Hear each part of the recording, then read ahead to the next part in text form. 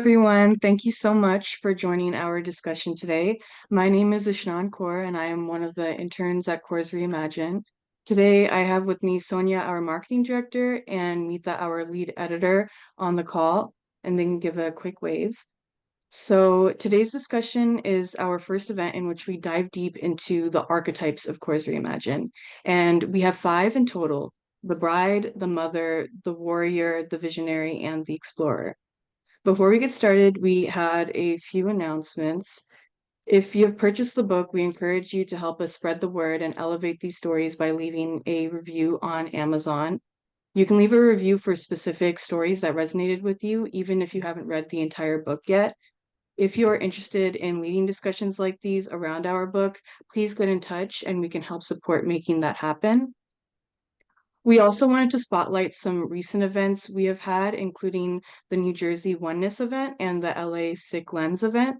New Jersey Oneness was an event that commemorated Guru Nanak Dev Ji's 555th Gurpurab through a variety of stunning art forms. Our curriculum director, Manrucha, and marketing director, Sonia, had a great time meeting some of you at our interactive display. And please, if you haven't already, be sure to subscribe to our email newsletter at kaursreimagine.com to keep getting important updates on events coming to you in your area. And now, before getting into our event, we wanted to set up some guidelines for the Q&A. So there will be a Q&A, an interactive Q&A after each writer speaks. And we want to hear from you all and encourage you all to keep your cameras on if you can. And during the Q&A feature, we encourage you to use the raising hand feature to ask your questions yourselves. So at the bottom of your screen, you can go to more and go to reactions, and then you can hit raising hand to do that. And it's okay if you can't do this because we will also be taking written questions that you can put in our chat. But we do want to make this discussion engaging and interactive, and we really want to hear from you and give you all a chance to interact with our writers directly. We will first hear from our writers and then go into the interactive Q&A discussion. Today we have Amarpreet Kaur and Kiran joining us. Amarpreet's story is called Sweet Surrender, and Kiran's story is called Google Search: How to Love Myself Like I Love the Full Moon. And now I'll hand it off to Meeta to get us started. Thank you, Ishnan. I just want to highlight Ishnan, incredible contributor, and Sonia runs our ship. Manruch is our curriculum director, and our other intern, Annika, she's out of University of Florida. They couldn't join us, but this team is what makes these kind of discussions happen. And it just takes an incredibly strong team.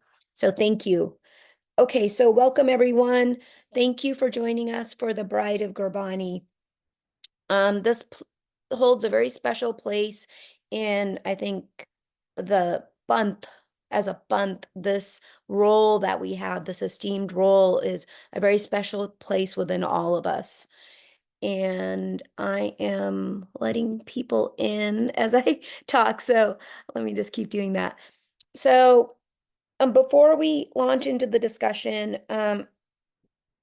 there's been a few talks where I'm highlighting this, and then this particular topic, the topic around sovereignty. And it's usually talked about in political contexts. And I do believe that women's rights is on the agenda right now. Just with the recent election that we all experienced, women's rights has entered the political arena. And then sovereignty as a way of being, which was gifted to us by the gurus. It's in simple, just a simple definition is the ability to self-govern. And it's such an essential skill set, trait, way of being, embodiment. And I think as Sikh women, and obviously also for Sikh men, it's a very divine gift that we have been given. And I don't know, I mean, maybe I need to do more research or learn dig more deeply with other faiths, but I don't know that this kind of divine gift is given anywhere else. So that ability to self-govern as an equal in the world, just it's just wow. And it's an amazing concept. And I think what ties into that is this esteemed role, again, this direct access to Waheguru or God, and that is the Bride of Gurbani. So I the way I'm thinking about it in this moment is the Bride of Gurbani, or that esteemed position we take within ourselves to converse with Waheguru, to have that direct access. That is a guiding light. It's a guiding voice for all of us. And that helps contribute to the way we self-govern. And I do think that it pulls us up into this higher self that has deeper understanding, deeper ways of perceiving situations in the world, just a deeper relationship to everyone, which is then connected to oneness. So, okay, so let's just start with that frame. Now I want to get into these truth-centered narratives and what these writers accomplished by doing this. A truth-centered narrative is not an easy narrative. By no means is this an easy narrative. So, Kiran and Amar showed tremendous courage to dive deep into a truth-centered narrative. Okay, because we are taught to not talk about topics that ruffle feathers. We are taught to not talk about topics that are considered, oh, we're going to rock the boat. Oh, this is not easy to talk about.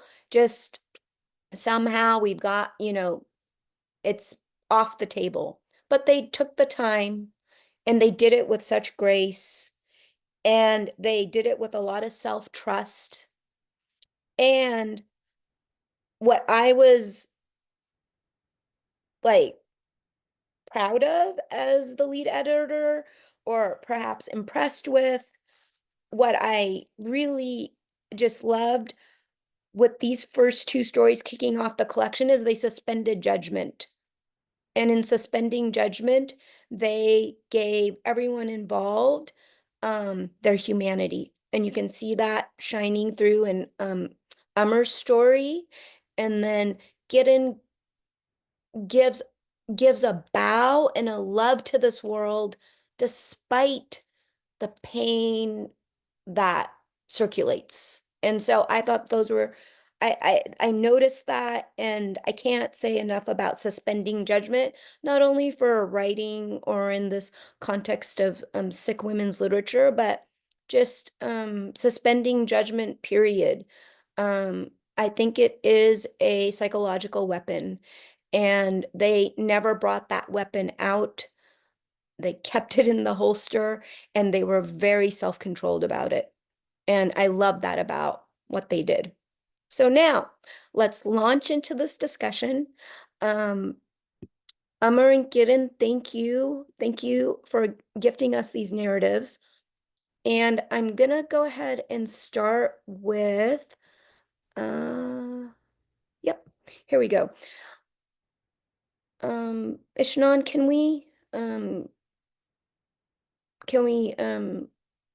yeah, thank you. So we'll start with Kiran. And so this question number one, is for both Kiran and Amar.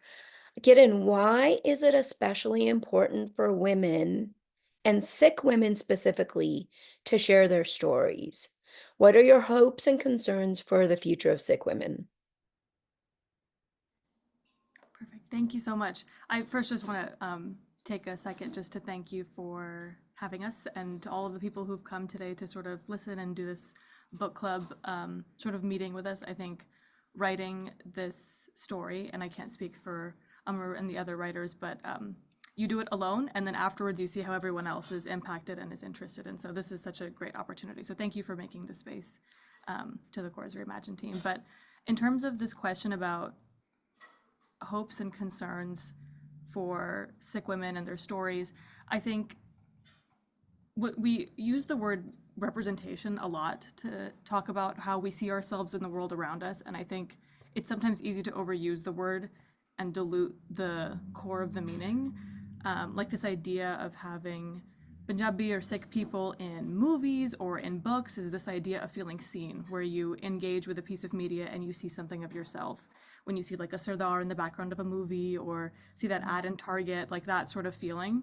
But I think representation is fundamentally about showing the truth about diversity, even within a group of people. And so I think oftentimes the tendency when we talk about Sikh stories, especially in the diaspora in the US, our mind always goes first to the figure of the Sardar, and that this, which of course there's nothing wrong with. I think that the idea of a turban wearing Sikh man is a perfect example of representation, but it is not the only one.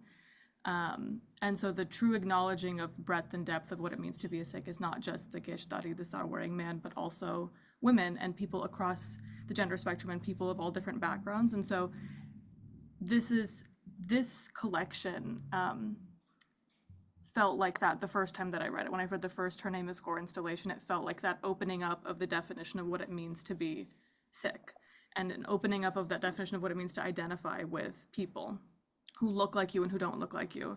And so I think that's what's important and what's exciting about a space like this, is that not just those who are the most privileged amongst us are to be highlighted, but the idea that those who are men and also women, and also who are non-binary, those who are queer and those who are straight, those with Gesh, those without, the idea that those stories are equally valid narratives of what it means to be Sikh. And so I think that connects to like the question that you had about my hopes and concerns. I think my hope is that the category continues to be expansive, and that in including folks, we don't just recreate old hierarchies in new ways, right? Like, I think my concern is that we start out with a narrative that's just around straight Sikh men as an archetype, and then we add straight Sikh women, and then we don't expand further than that. My hope is that we continue to be expansive about how we consider this definitional framework about Sikh narrative. So that's the hope, and sort of the concern is that we recreate those things, but the hope is that over time we make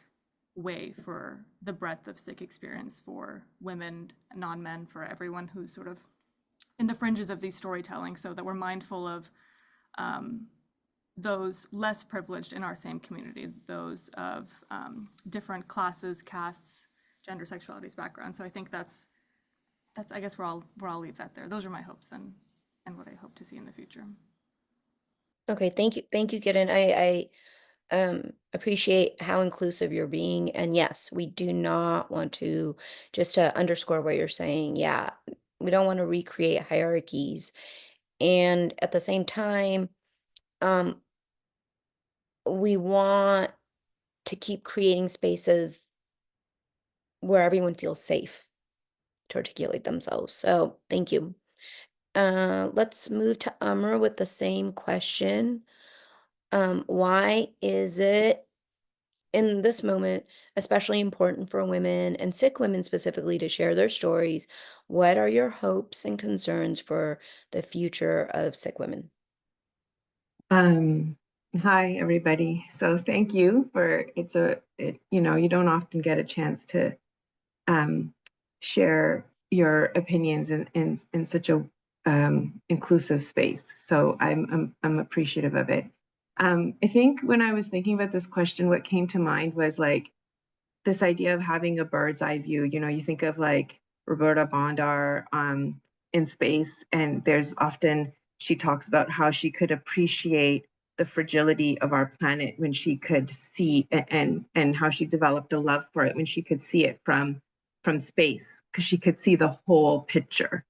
And so I think if women, Sikh women, we're particularly Sikh women, but if half the Earth's population's voice is silenced for whatever reasons, there's multiple reasons, then we don't experience, men or women don't experience the depth of the human experience. We will not get it.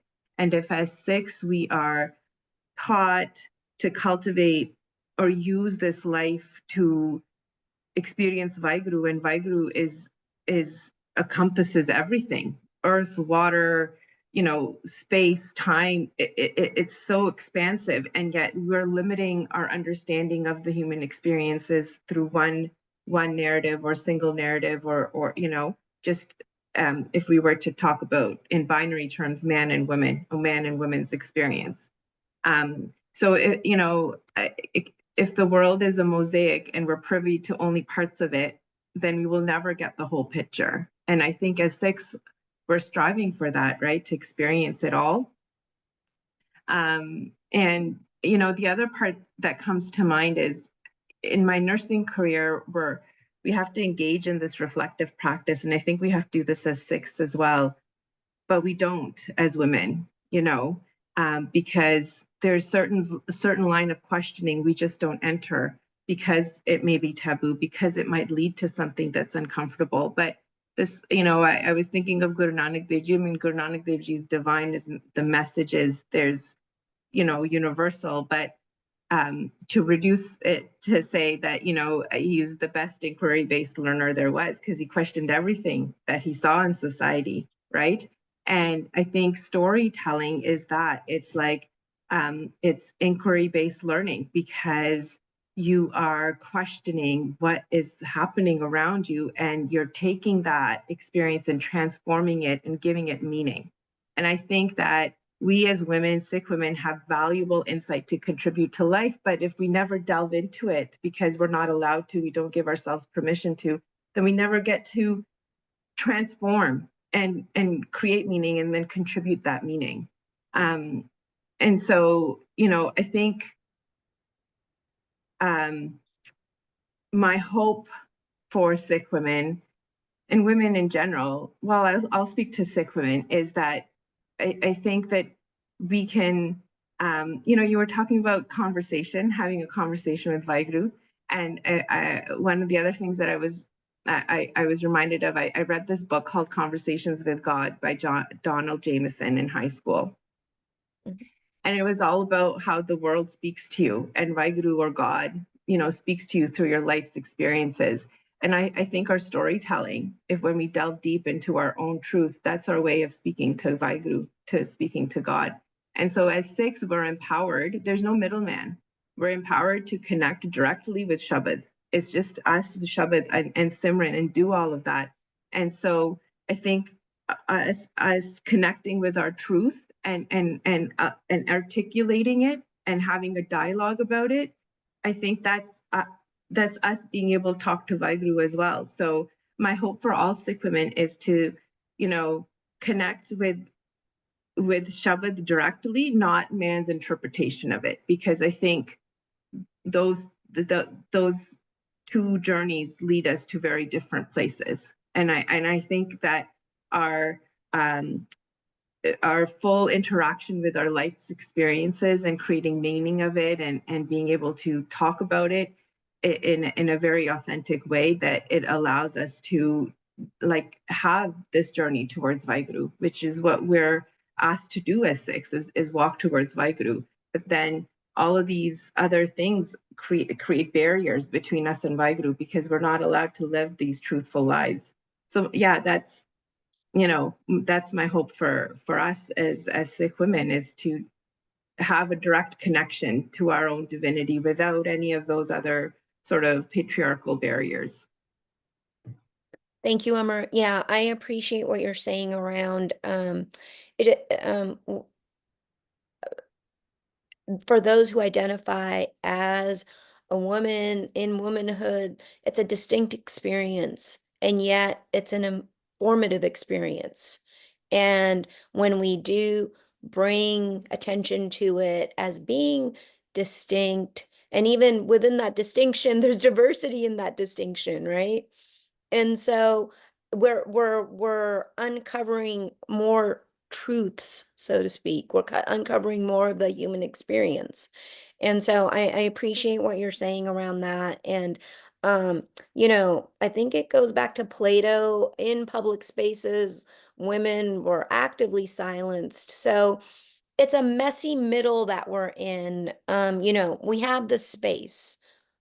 It's brilliant, and there's other Sikh women in the community that are doing brilliant work and creating these spaces as well in their own way, tied to really some really great organizations, doing some really great seva in the community. And yet we're in this push and pull of speaking and not speaking. And it's a push and pull. And I think that is the messy change that we're all experiencing. And, you know, I have just very briefly, like, you know, I'm probably one of the older ones on this call, and I'm actively breaking patterns that were introduced to me. And these patterns aren't something that we want to vilify. It's simply how our older generations learned how to survive and engage in society in the space and time that they were born into. And some of it's working in this moment and some of it's not. So this push and pull, this middle place, it's really important. And I love that there's an openness to it all. So thank you. So now we move into the Bride of Gurbani. This archetype was created by Abhinash Kaur. She was one of the co-editors on our original visionary team. Abhinash, she was just about to enter into medical school when I met her. She's young. I've never met a young person so full of faith. She was walking this path at like the age of 4 and so true to it, so much faith, so I almost felt like, oh, she's just naive. It's like, no, she wasn't naive. She just had tremendous faith. And so she took this definition and she ran with it. The origins of what this definition came from were from Dr. Nikki Ganinder Kaur's scholarship on the divine feminine within Gurbani. And so Abhinash meditated on a few key places where the Bride of Gurbani was cited and explained by Dr. Nikki Ganinder Kaur Singh. And then she took those ideas and placed them into the modern day context. And that's how she came up with this definition or description. It's not really a definition, it's a description. So I'll go ahead and read it and then we'll go into our next question. So thank you, Abhinash. I don't know if you're on, but this is incredible work that you did. So the Bride of Gurbani paints an intimate portrait of the wondrous experience of divine love. The bride yearns for the divine with each breath. The intense crimson hue of her unwavering love can never again be dyed with any other color. She sees the divine in every vibration of the universe, herself, people, nature, systems fighting for justice. She loves and acts courageously because she is grounded within herself. Her daily internal voyages have taught her to love every inch of herself, her cultivated mind, her empathetic heart, the curves and colors of her body. The dynamic bride calls upon her divine wisdom and independence. She breaks barriers with love and leadership. So, just one observation, and then we'll go into the next question. While Abhinash ended with she breaks barriers with love and leadership, it's a very quiet personal odyssey that's internally being that women are actively taking within themselves, right? It's and we I'm so sorry. Hold on. Um so women are actively taking this very quiet personal odyssey of connecting to the Bride of Gurbani within. And then when we get in touch with that voice, I think we're activated in ways that maybe even go beyond words. So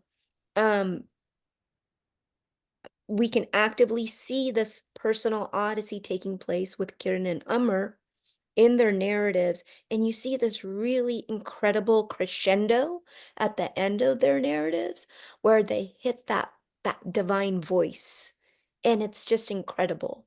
They don't shy away from talking about how challenging the world can be and the definitions and ways that women are put into boxes or what is expected of us. But they slowly dismantle those boxes and they get to this voice that's very free, very compassionate, very just encompassing of everyone involved in the world. So with that, I will go to Amr first. Where do you see yourself as the narrator of your story given this description? So let me go on. What is supporting that divine voice within to be audible, a voice you can hear and listen to? The support, referring to the support within yourself and the support from the world. That was a lot. So let me go back. Where do you see yourself as the narrator of your story within this description? And then how are you accessing that divine voice within? Okay, I'll try my best with that.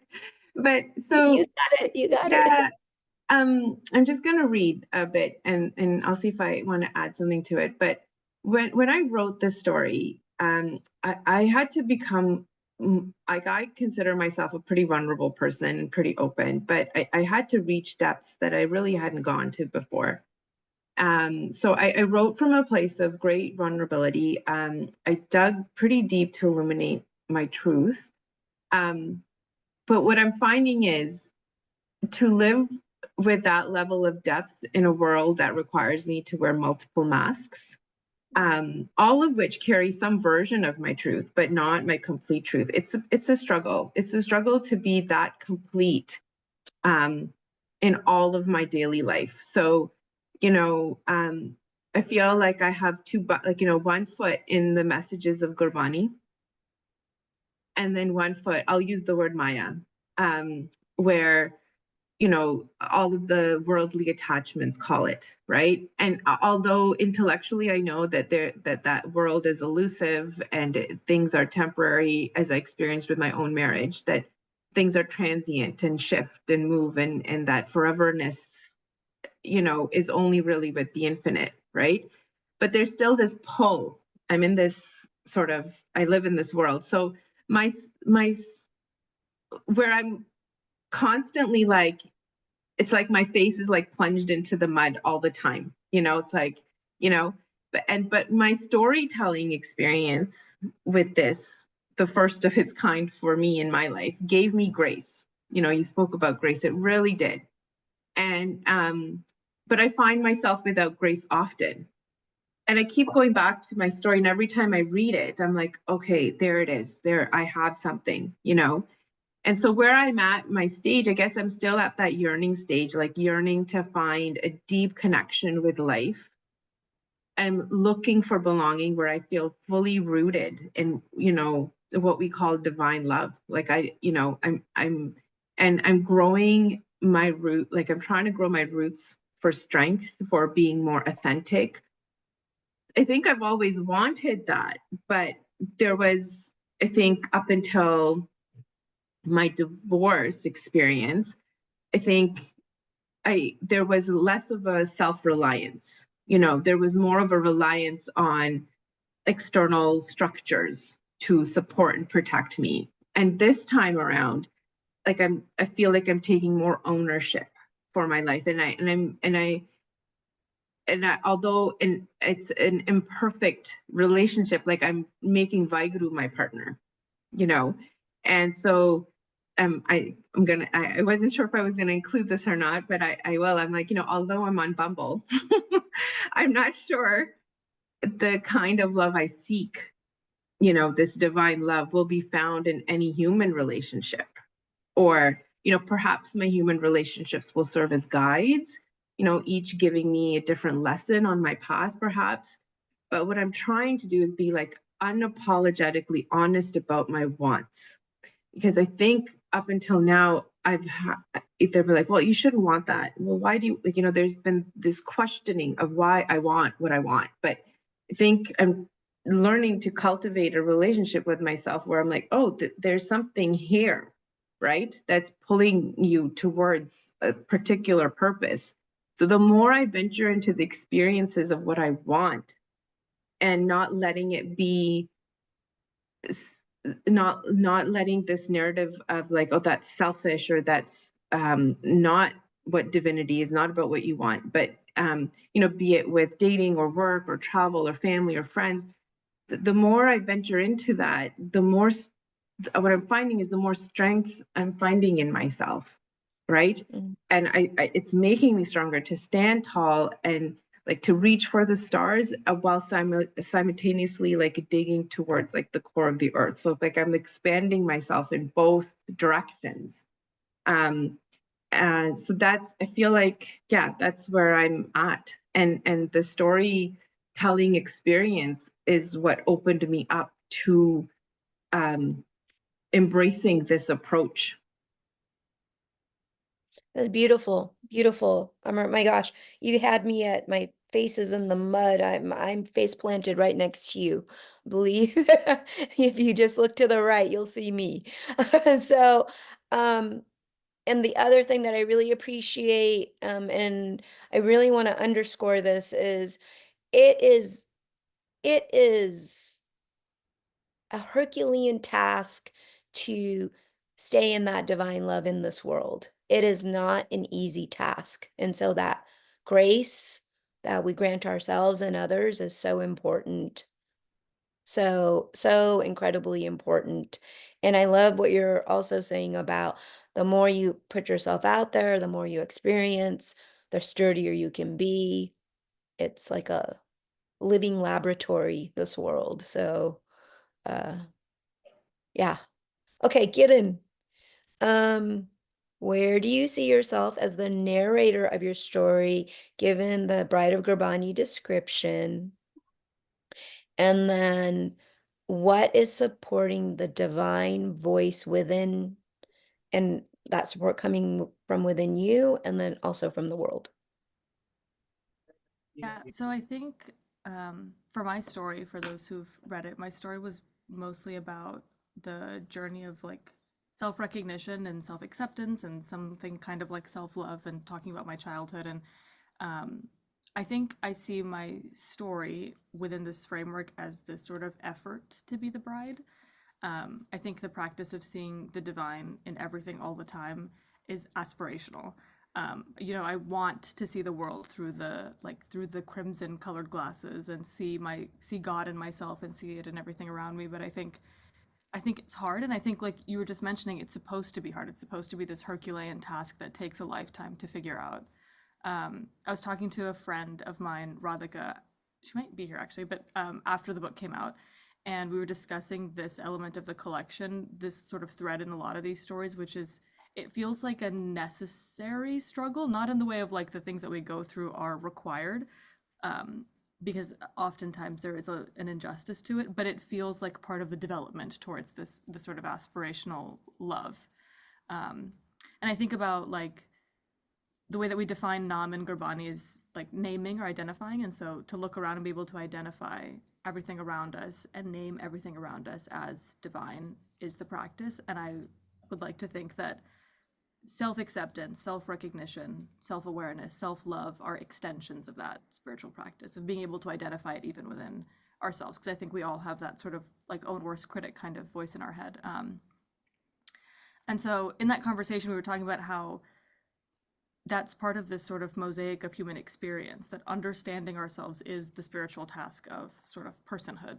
It's why we have our very like overcomplicated little lives, why we struggle within ourselves and the decisions that we make on a continual basis.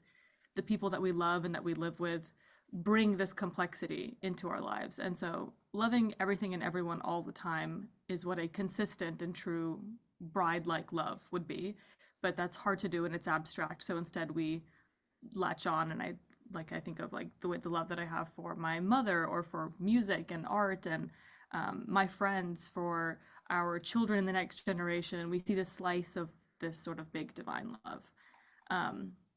The other thing that comes to mind is Ghislaine Kaur does the podcast for Sikri on Spotify and with all the different Gurbani projects and the Guru Insight project. And I think it's one of the early Shabbat Hazada podcasts, but she uses this metaphor often of a plant.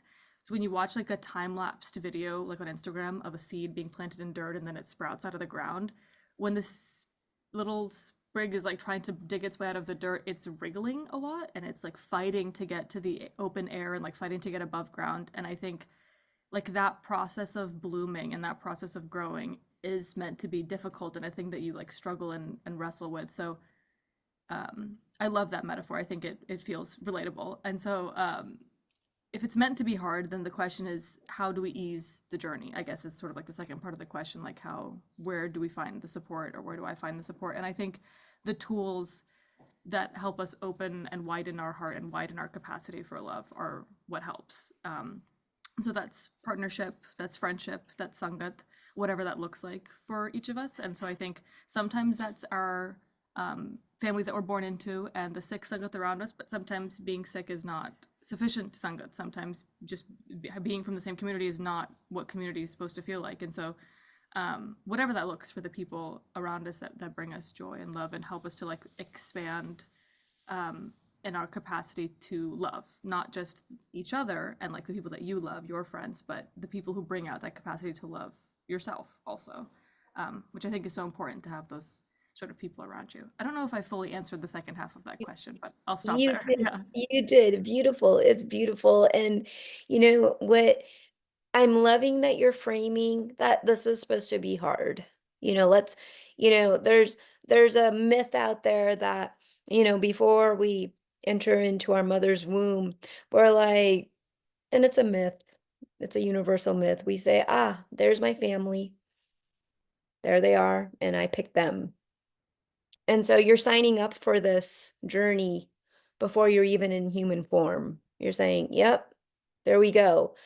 And then with Kiran, with you eloquently saying that it's hard, and you said it in a few different ways, and so did Amar, that it's, and maybe I'm saying this more for me, and maybe I'm saying it so I can like articulate it to my kids, and then articulate it to myself, that the pain is the hard, that's just part of the process. And it's a tool, it's a gift, it's a way of wriggling through and really having the lesson or the experience stick and saying, okay, I got that one. And so thank you. Thank you. We're at 8:40. So let's do this. I do want to ask you guys this next allyship question. If everyone's okay with us going until 8:50, and then we'll open up to the community discussion. We're scheduled until 9:15. We want to respect everyone's time. If everyone just has the hour, that's fine. You can drop off. If you want to stay on and engage, we'd love it. So either way is great. So, Kiran, how do you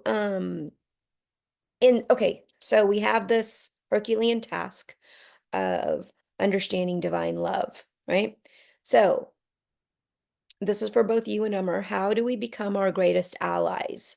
Meaning, and I'll just explain briefly, is I've had the blessing and the gift of meeting such incredible Sikh women that I just want to keep meeting Sikh women as much as possible. And then I'm also meeting incredible Sikh men across generations. So I want to keep meeting as many Sikhs as possible. And when that happens, it's like this encyclopedia of knowledge and experience, and love opens up.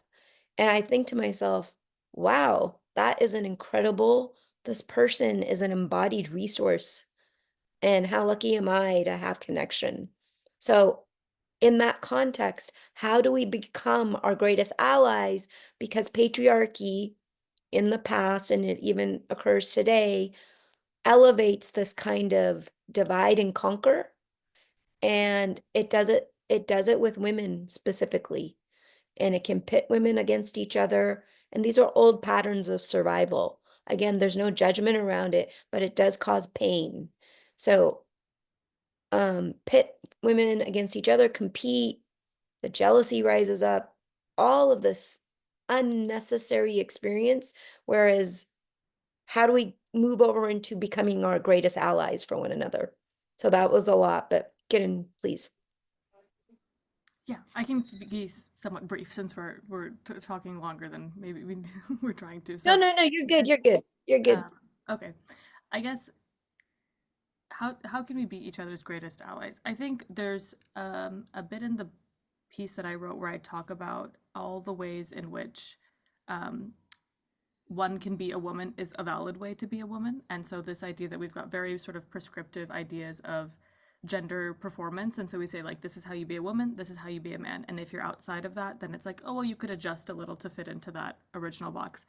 And there's the discussion that I'm sort of having with myself is that every woman has a way of doing womanhood that is equally as valid as the next way a woman does womanhood, which is just as valid as each man does manhood, and each way any person can do personhood. It's not doesn't have to be a gendered performance. And I think if we can take that kind of framework and apply it to each of our ways of sort of identifying in the way that we divide each other, that there are that like I think that's the part that I struggle with the most is like when I look at another Sikh person, I have a pre-prescripted idea of what I think it means to be a good Sikh.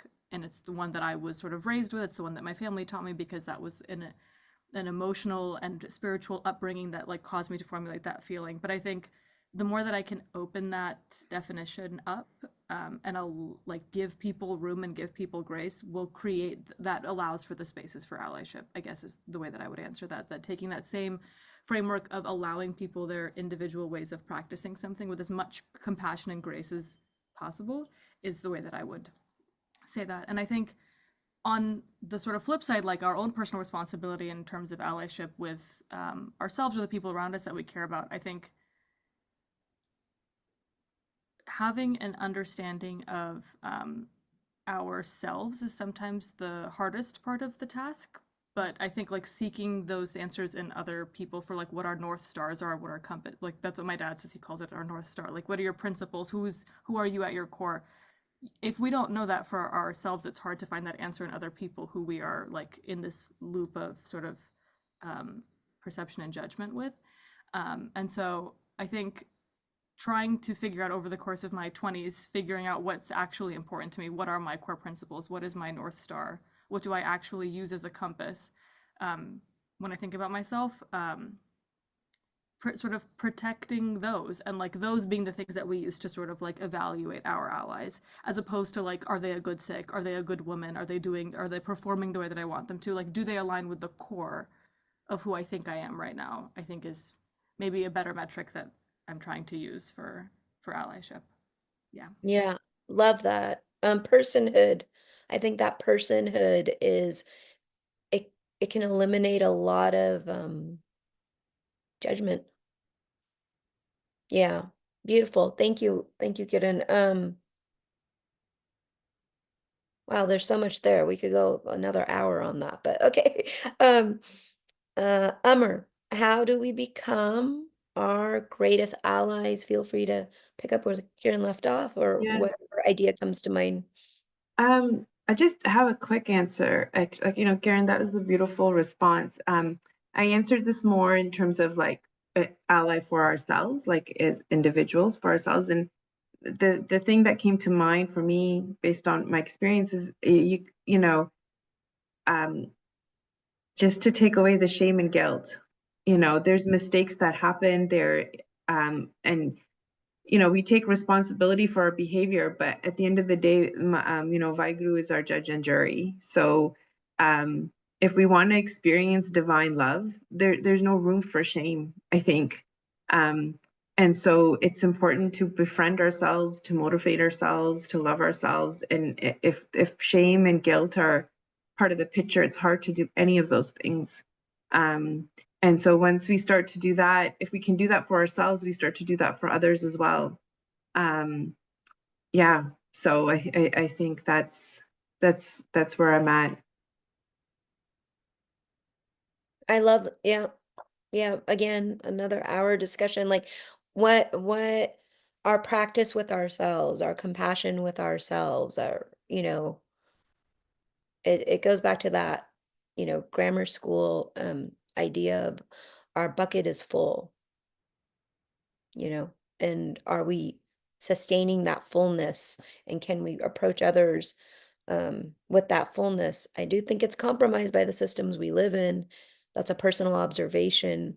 It's not easy to hustle in this world and stay full, but that goes back to the struggle.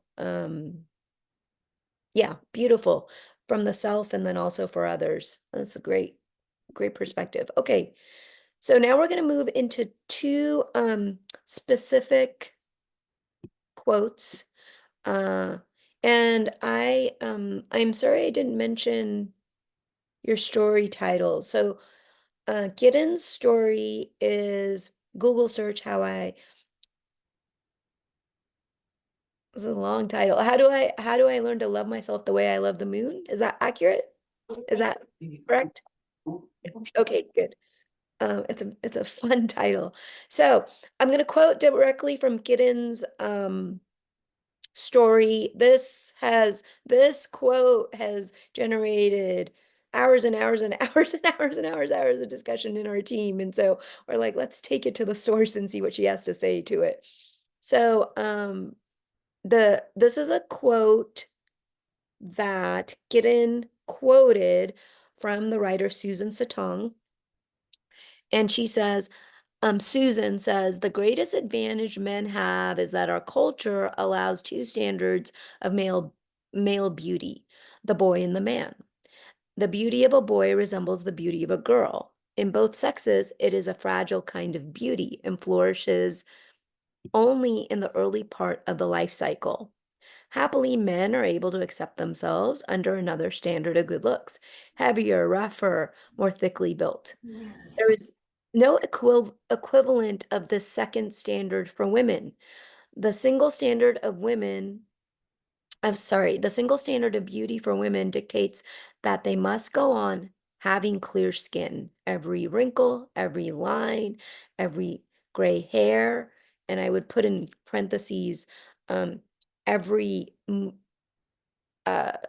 phase of changing body is a defeat.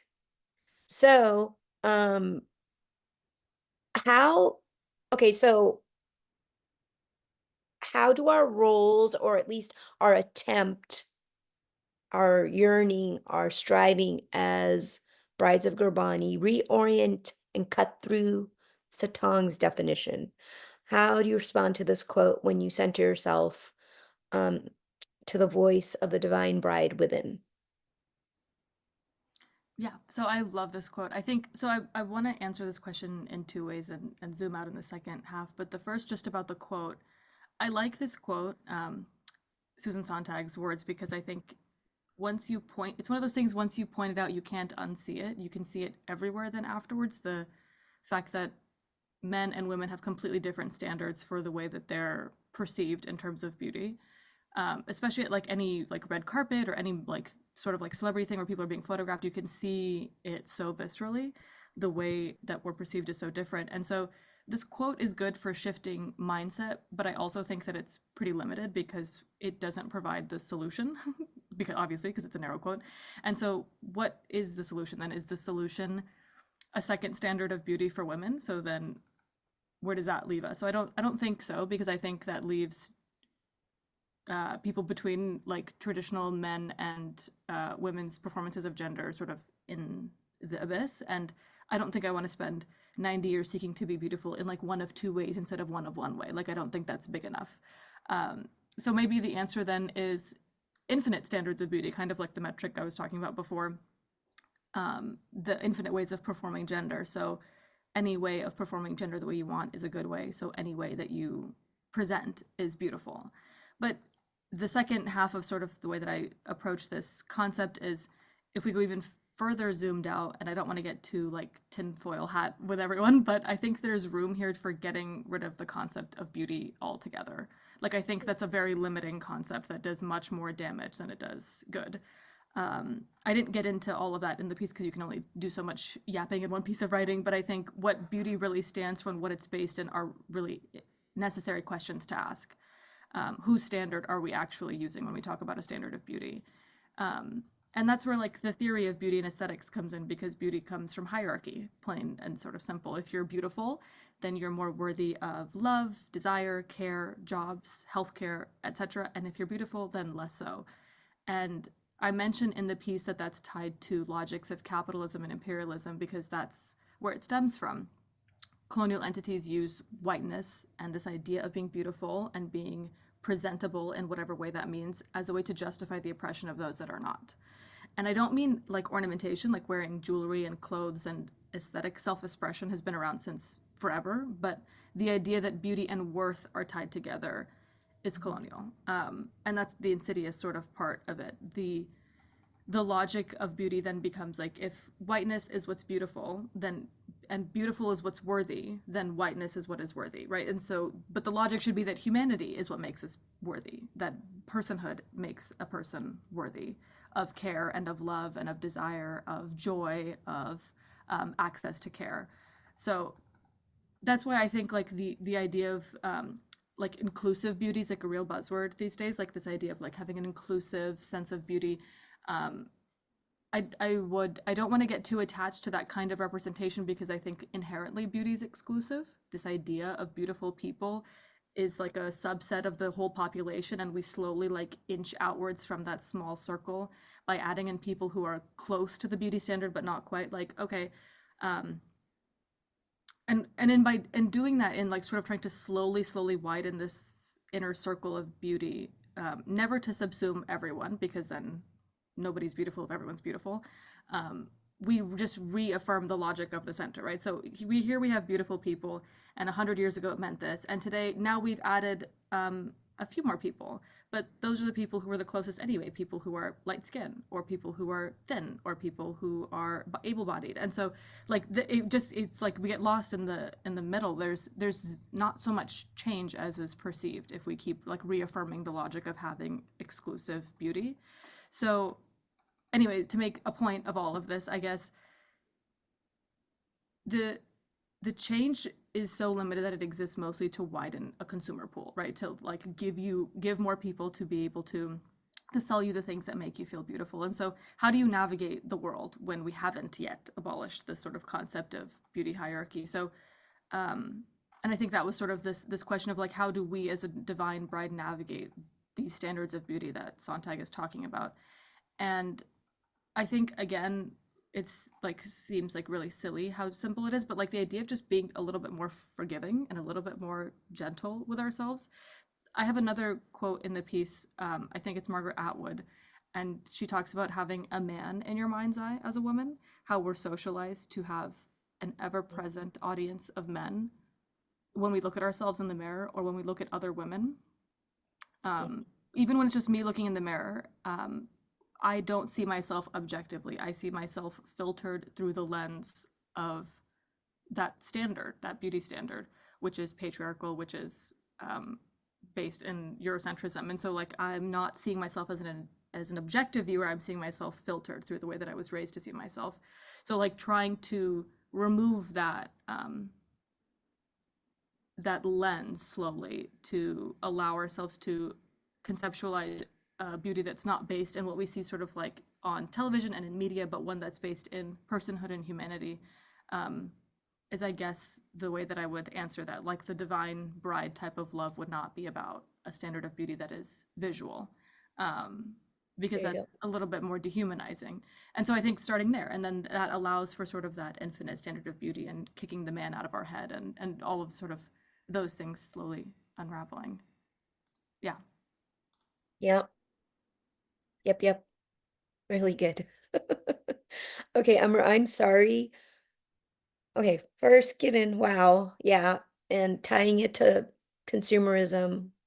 I can't say enough of, I'm not, that's just, that right there is just exploitation to the nth degree. So there's that.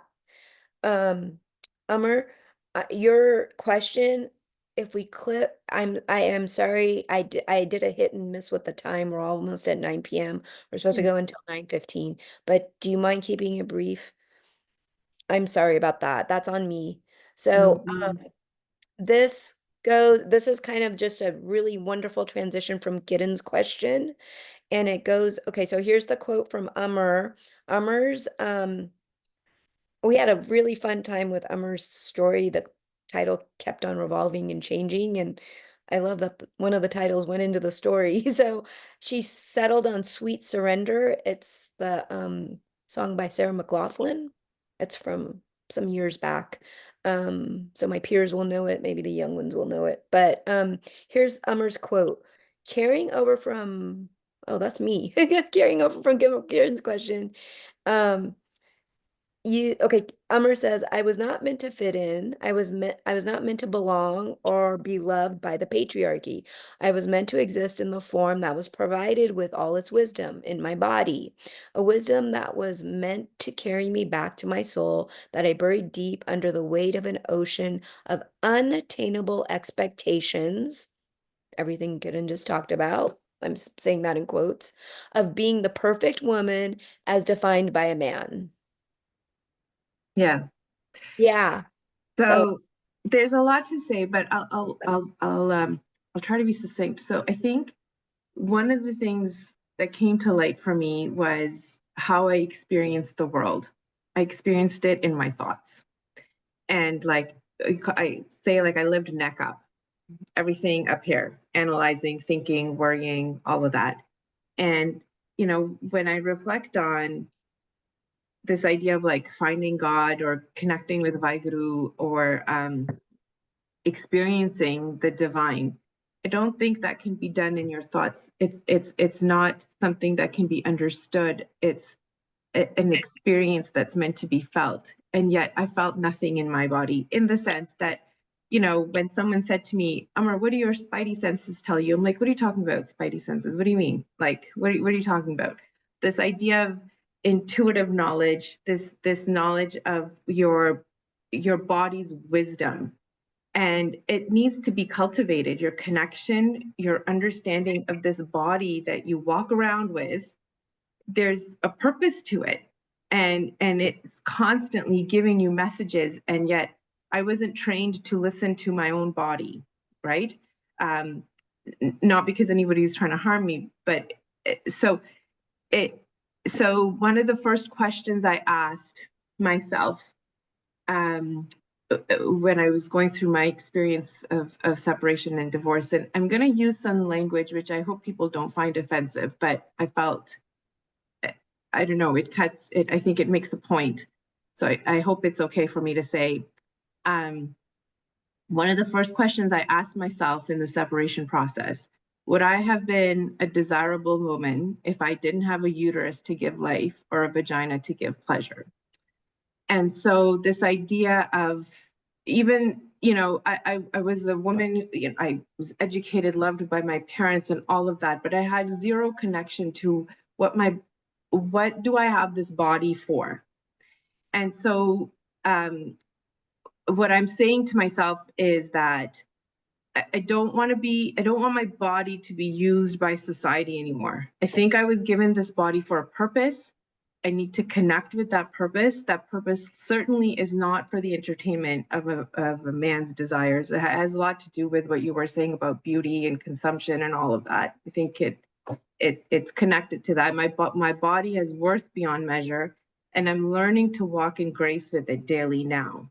So for much of my life, I have ignored my body, in fact, used it myself.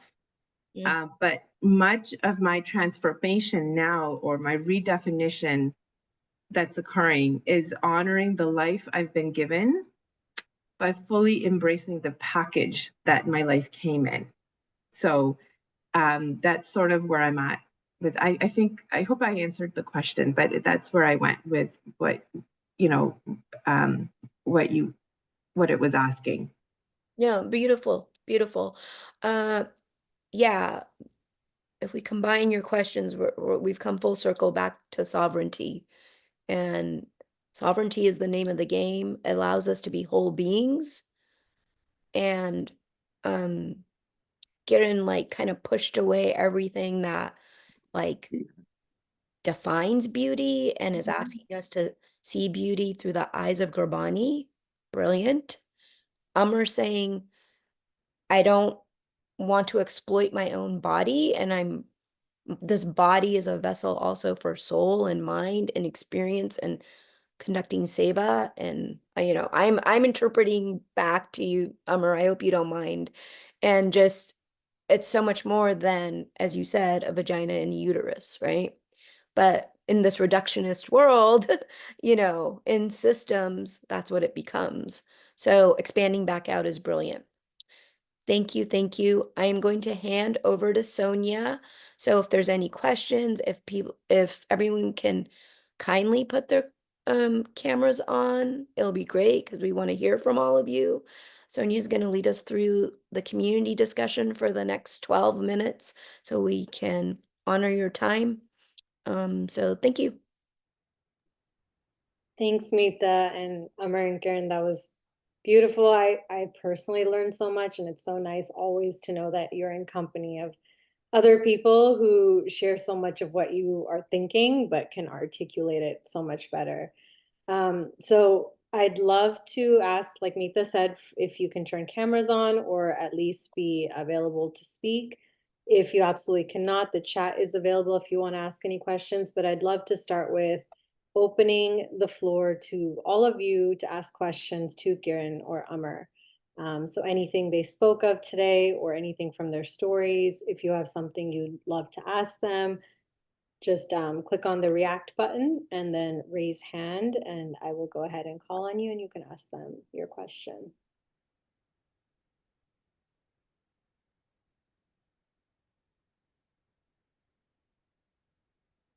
Don't be Oh, shy. yeah. Shy. One of our main reasons for having these discussions is to just give you a space to connect with others. So, we'd love to hear your thoughts or any questions. Can I just, sorry. Oh, go for it, Prabjot. I didn't know how to raise my hand or whatever on the Zoom. I just wanted to just make a comment, just to thank Meeta for getting this put together. I participated in the first Kaurs book, and now my daughter Kiran is on, presenting her story in this book. And just to give this space, because there really is no other space that I've found that is really just for women. And I just want to thank Kiran and Amar for sharing these very deep stories. I actually learned a lot about my own daughter by reading her story. So I just wanted to make that comment. Thank you so much to Meeta, and then of course the authors. Well, thank you, Prabjot, for first writing in Her Name is Kaur. Sikh American women write about love, courage, and faith. And through that very successful love marriage or newspaper connection marriage, you You produced remember? it was beautiful. It was you produced a very articulate young woman. So Thank you. yeah. I'd love to carry off of what you just said, and just seeing this mother-daughter relationship, it's wonderful to see it. But how are you, in general, anyone on this call, if you are a mother, how are you, sorry, that's my daughter yelling. How do you see your own children fighting for their own agency? And how are you raising them differently than you were raised? And if you don't have children or are planning to in the future, what do you think you would do differently than the way you were raised? So feel free to unmute and speak and chime in.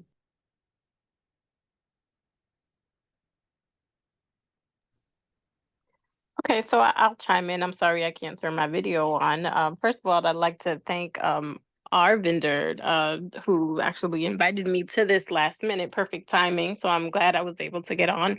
I'm an author myself and major supporter of people sharing their stories. So I am blown away by the way that both of these writers have been able to express that. In response to your question, is the one thing I think has been my life's purpose, even through the sharing of my own story, to break the generational cycles so that our children can grow up to be a lot of what we were maybe not able to be because of the restrictions and demands that we have had placed upon us within our cultures. I am from the Hispanic culture.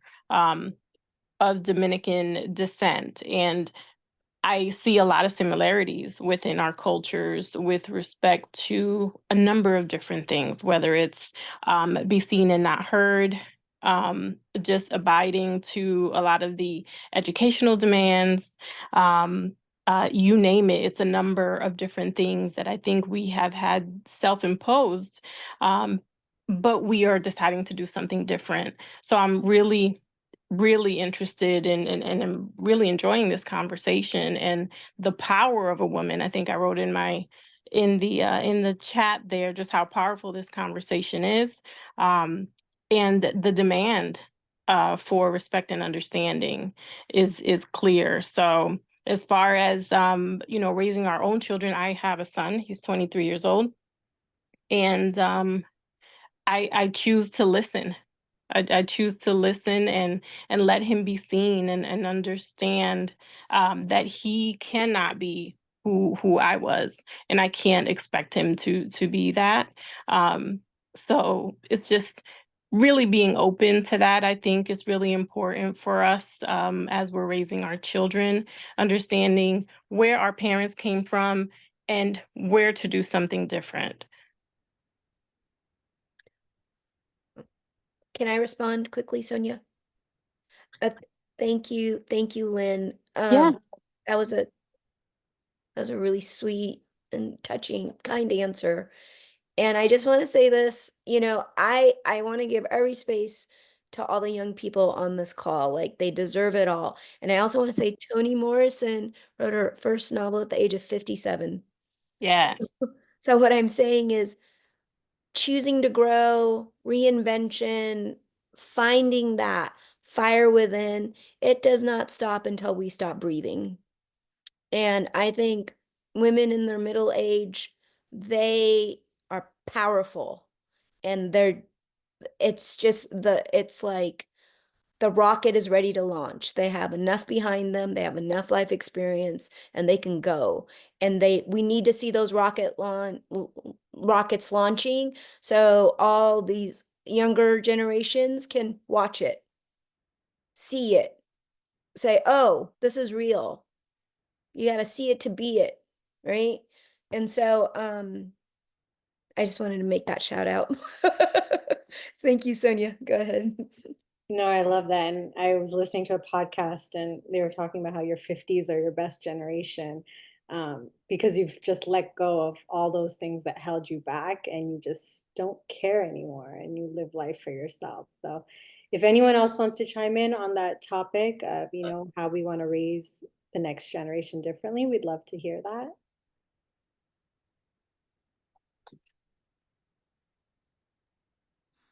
I can just add a little bit. I think, I have two daughters, and I think trying to keep communication open with your kids, which is so different than when I was raised, and the way I was raised, my parents being the immigrants, but the communication and really just giving all those opportunities that you would to any of your children to your girls.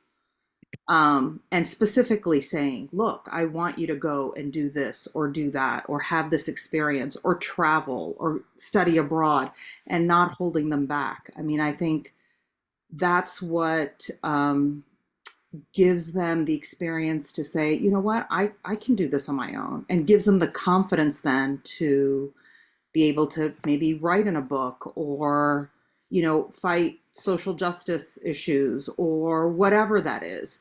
But I think that support has to come from home as you're raising them. And nobody does it perfectly, and it's not about perfection. It's just trying your best to say, you know what, I've got girls and that's awesome. And I want to support them, and I want them to do whatever they can and whatever they want and to flourish. So, and you and your partner being on that same page. So true that it makes them so much more powerful when they have that support at home. Navjot, I see your hand. Do you want to go ahead?